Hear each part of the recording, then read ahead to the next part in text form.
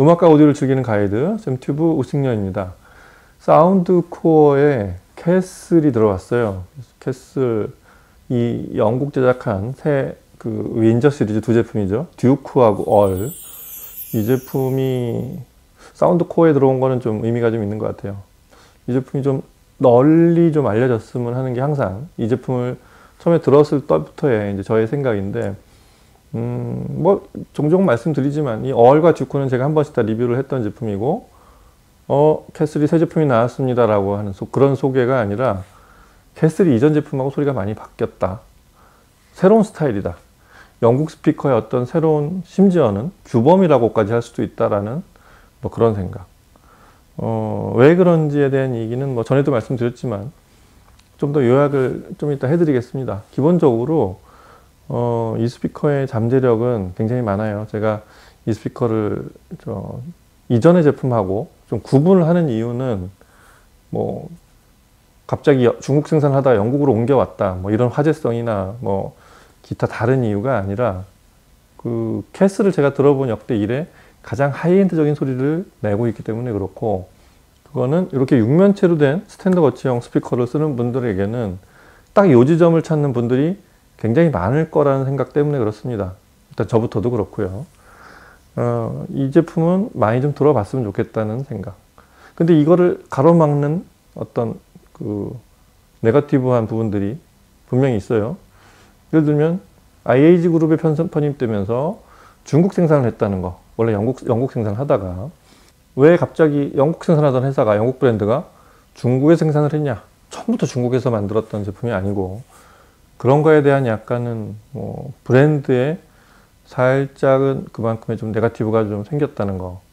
근데 뭐 그게 어쨌든 여전히 많은 브랜드들은 그 제품의 등급을 나눌 때 특정 회사에서 중국산과 중국 현지 생산하는 것과 그 다음에 본사가 있는 각국에 생산하는 것을 구분하는 회사들도 많이 나타났고, 그래도 중국에서 생산하는 이유는 예를 들면은 그 운송료나 그 다음에 기타 생산 인건비를 줄이기 위해서, 그러니까 제품의 원가를 줄이기 위한 그런 선택인 경우가 많기 때문에, 저가 제품, 그러니까 엔트리급의 제품들은 중국 생산을 여전히 하는 그런 제품들은 브랜드가 굉장히 많다는 것도 뭐 많이 알려져 있는 사실입니다.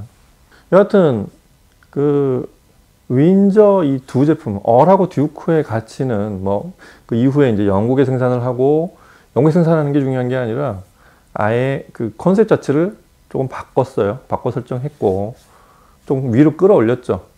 하여튼 그런 새로운 캐슬이 생겨났는데, 여하튼 앞에 스토리가 어쨌든 지금 요 캐슬의 윈저 두 제품을 어떤 소리를 내는 제품이냐라고 이제 규정을 하고, 그렇게 해서 이 제품을 바라보는 게 되게 중요한데, 이 제품은 영국산 그 제품 중에 하이엔드로 향해 갔던 그런 브랜드들이 몇 있죠.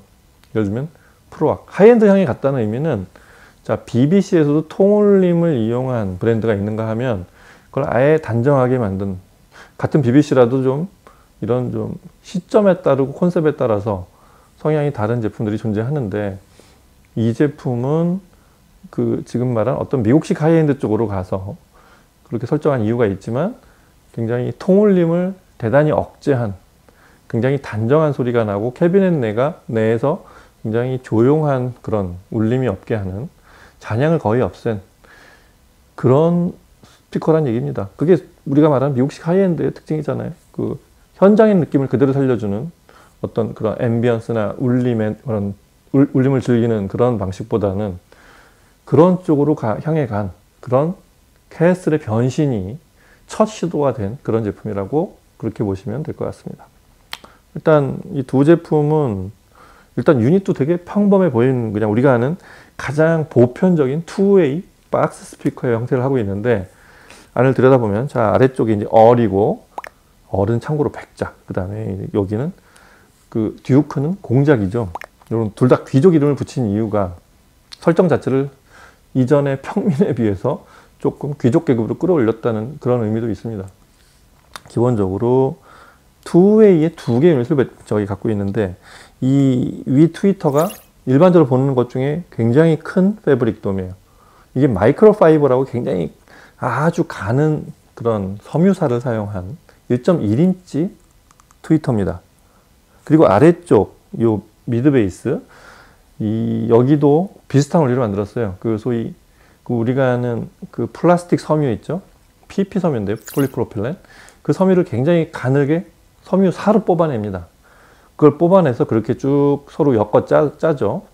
그렇게 하는 이유는 다른 소재가 아닌 이 물성이 어느 정도 찰랑거리는 탄력이 있는 플라스틱의 물성을 유지하되 전 구간을 이렇게 하나로 탁 이렇게 찍어내듯이 사출로 이렇게 탁 뽑아내는 게 아니라 그 어느 정도 품질을 그 마치 섬유사로 엮어낸 듯한 품질, 그 다음에 물성은 플라스틱의 물성, 이 두 가지를 다 나타내기 위해서, 표현해주기 위해서, 그래서 섬유사로 이렇게 뽑아낸 플라스틱을 엮어짠, 그리고 그 위에를 그대로 쭉 눌러서 이렇게 만든. 이걸 구분해야 되는 게, 이 자사에서는 이 방식을 로얄 위빙이라고 해요. 그러니까 왕족의 어떤 이런 굉장히 고급스럽게 섞어짠 이런 말인데, 이렇게 패턴만 준 그런 패턴을 준 그런 미드 베이스하고는 품질이 많이 다르겠죠. 여하튼 그렇게 만들어서 짠 그런 미드 베이스. 그래서 얼은 6인치, 그 다음에 듀크는 8인치. 트위터는 똑같고요. 이렇게 구조가 되어 있습니다.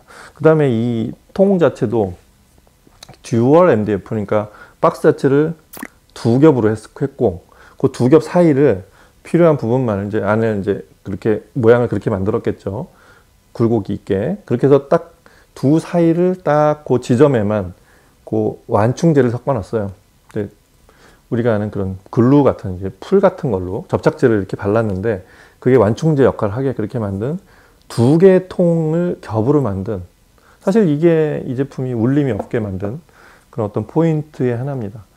그렇게 해서 포인트 브레이싱이라고 해서 아주 딱 그 충격을 흡수하는, 내부로 이제 FA로 컴퓨터로 측정해서 그런 울림이 없게 만든 거. 그리고 이제 링크비츠 라일리 이제 LK라고 이제 보통 하는 크로스오버, 4차 오더 크로스오버를 써서 이런 다차 필터를 쓰면 소리가 굉장히 슬로우프가 설계하기 나름이긴 하지만 굉장히 단정해진 효과가 있죠. 특히 미드레인지 이하의 그런 울림을 그렇게 단정하게 만든 그런 스피커입니다. 근데 이 모든 설계를 누가 했냐면 그 칼하인츠 핑크라는 분. 그래서 그분이 지금 보통 이제 통상적으로 영국 시장에서 말할 때는 지금 스피커를 가장 튜닝을 잘하는 인물로 그렇게 소개가 돼 있죠. 그래서 요 설계하는 팀이 핑크 팀이에요. 본인의 회사. 이게 우리가 아는 꽤 다수의 브랜드의 스피커들을 다 그 튜닝을 굉장히 많은 브랜드들에 관여하고 있는 그런 팀이죠. 이분들의 설계가 그 캐슬의 원래 사운드를 유지하면서 그렇게 위로 끌어올린 이런 그 제품 설계에 크게 기여를 한 그런 버전이 되었습니다. 그 다음에 이 소리를 그대로 품질을 유지하기 위해서 스탠드도 아무거나 쓰지 말라고 이 자사 전용 스탠드. 전에도 말씀드렸지만 이거 하나 조립하는데 한 빨리 해도 30분이 걸리더라고요. 그래서 스탠드 굉장히 잘 만들었습니다. 이게 오픈 프레임 스탠드라고 해서 이렇게 골격이 그대로 드러나게 만들었고, 이 위아래 인슐레이터가 이렇게 있는 굉장히 완충 효과를 하는 그걸 더 이렇게 이 부분에 제일 중요 부위를 계산해냈겠죠. 그것도 바닥하고 여기 스피커 닿는 부분, 그 두 부분에 그렇게 해놓은 것도 굉장히 특이한 점입니다. 자, 이렇게 해서 만든 얼과 듀크 이렇게 형제인데, 현재로서는 도대체 한 몇 년 만인지 모르겠는데 하여튼 다시 영국산으로 돌아온 정말 오랜만에 첫 두 제품입니다. 캐슬의. 여기서 사운드 코어에서는 어떤 소리를 내는지 들어보기도 하지만, 이 캐슬이라는 스피커가 제가 아까 하이엔드 지향이라고 그렇게 말씀드렸죠.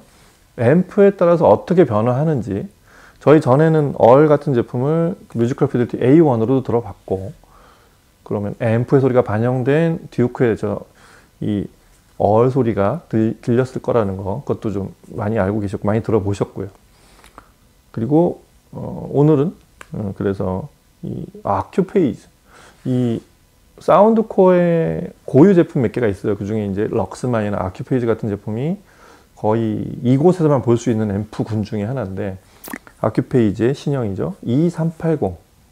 이 앰프로 시청을 해보도록 하겠습니다. 2380은 뭐 참고로 말씀드리면 그 출력이 전에 100W에서 이제 120W가 됐죠. 8음 기준에. 그리고 뭐 볼륨 컨트롤, 사실 아큐페이즈가 뭐로 유명하냐, 뭐 이 앰프는 뭐에 쓰는 거냐 하실 때는 굉장히 정밀한 부품들, 그러니까 예를 들면 가장 눈에 띄고 의미 있는 것 중에 하나가 볼륨 컨트롤이죠. 이게 가변정하고 좀 다른 그 전압 전류 방식의 볼륨, 뭐 그렇게 쓴 방식은 뭐 그 자세한 내용은 한번 참고를 해보시면 될 텐데, 그렇게 쓰는 이유 자체가 그 신호에서 들어온 신호를 최대한 손실을 적게 하고 노이즈 레벨을 낮추기 위한 뭐 모든 원리는 그렇죠. 볼륨에서 많은 부분이 달라집니다. 특히 프리앰프나 인티앰프의 경우에서 이런 부분 설계가 굉장히 많이 투입이 돼 있고, 그 지금 저희가 들을 이 윈저 시리즈, 이 시리즈 캐슬의 이 두 제품의 스타일하고 앰프하고 굉장히 잘 맞는 것 같아요. 그래서 이렇게 구성했을 때는 이 지금 새로운 영국산 윈저의 소리가 어떻게 들리는지 그걸 한번 들어보도록 하겠습니다. 오늘은 둘 중에 그래도 형인 듀크로 음악을 들어보도록 하겠습니다. 음악 들어보시죠.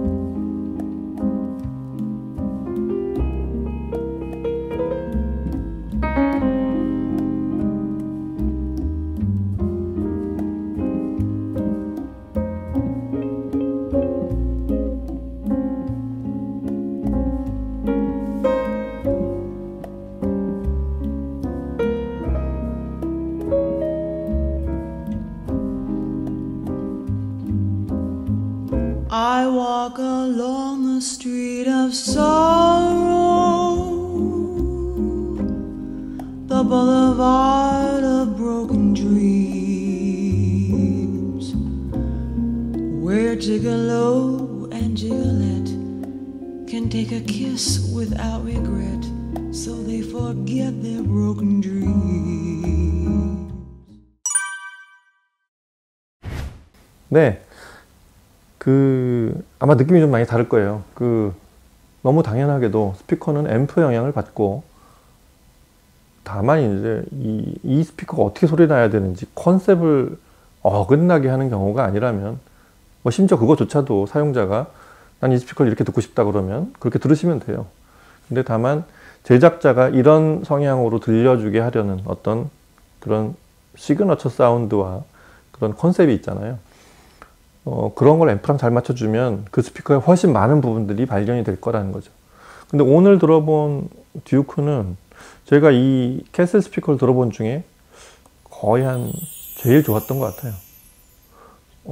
얼핏 생각하면 영국산 캐슬과 일본산 아큐페이지가 맞을까? 이런 생각을 할 수도 있지만, 둘의 컨셉이 거의 비슷하다는 느낌? 이렇게 듣는 내내 그런 생각을 좀 했습니다.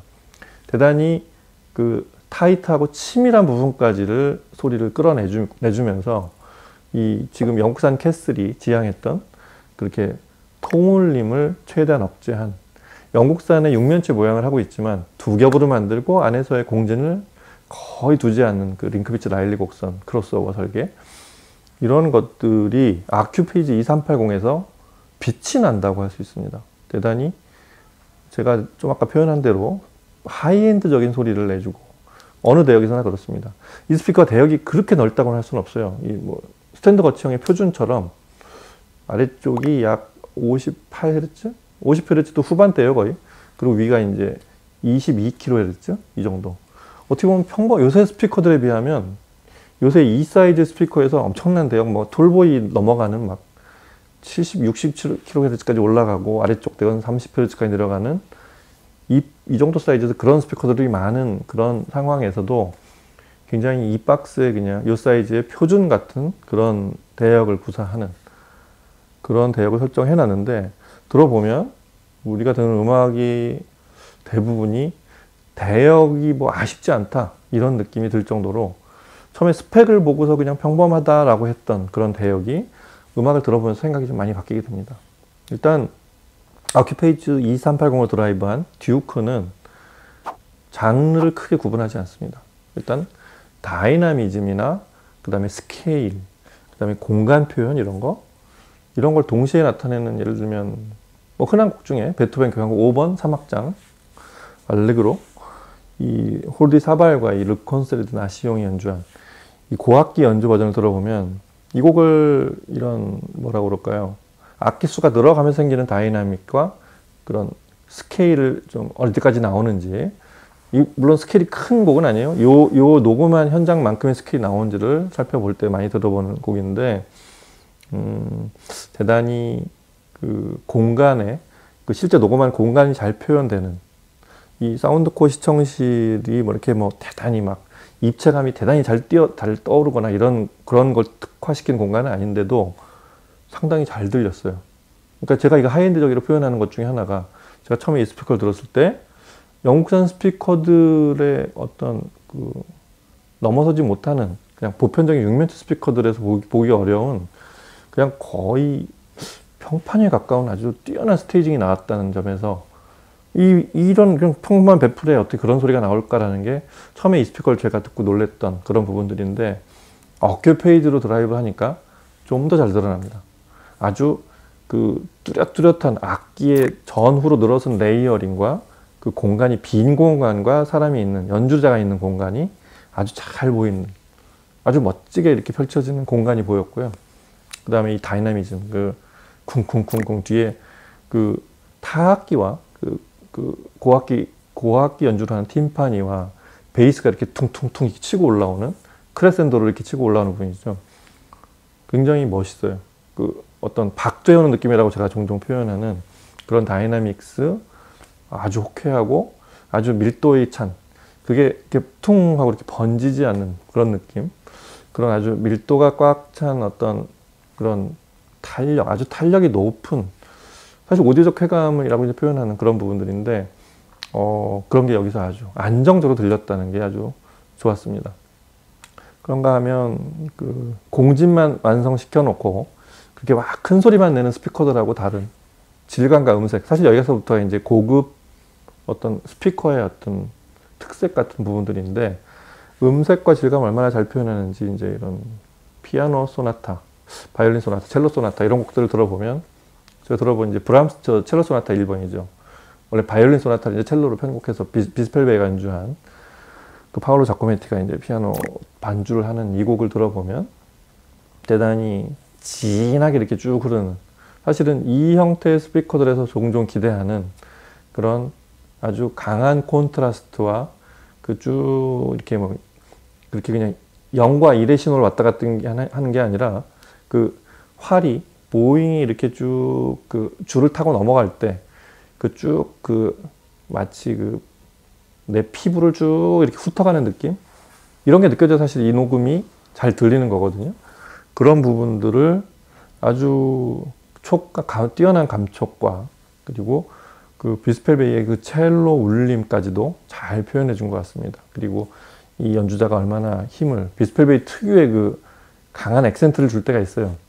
그런 부분, 이런 느린 곡에서도 그런 부분들이 힘이 언제 변화하는지 이런 것들이 일단 잘 보여지고, 그러고서 첼로 음색이 아주 듣기 좋게 들리는, 아주 온화한 느낌이지만 아주 뛰어난 통제력으로 원래 녹음을 벗어나지 않는 그런 첼로와 피아노 소리를 들려줘서, 피아노 소리도 되게 반짝거리고 깔끔한 느낌을 줘서 그런 분들 되게 좋았던 것 같아요.